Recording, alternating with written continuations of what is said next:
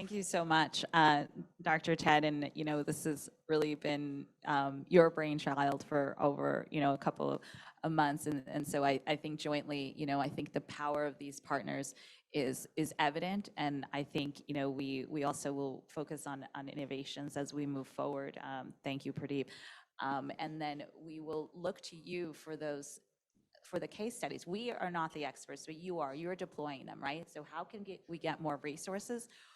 And what we as CGHD can offer is, we can offer those blended financing. So let's find the projects, as Dr. Ted said, we'll work with you and what we scale up. And the next conversation, we'll add 4 or 5 of those people that can provide that bridge gap financing.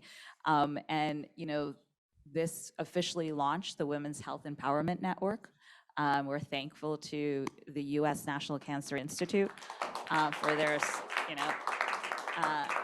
support, and we will be looking to some of you around the table to join the ambassadors group of the Women's Health Empowerment Network and also the technical group of the Women's Health Empowerment Network, because you are the experts. You're the ones that are going to grow this. We will, with your permission, add some of the financing folks to that WEN network who can grow it and meet those bridge financing gaps that we were talking about earlier.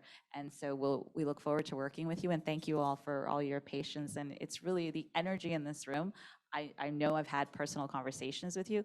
If this group can't get it done in terms of women's cancers, I don't know who can. And I have to really say, it was, we have a Ben, and Ben has been a long champion. I actually worked with Ben when I was at Susan G. Komen, heading up the global operations. So all of you have very distinct areas that you come at it from, and we can mobilize together.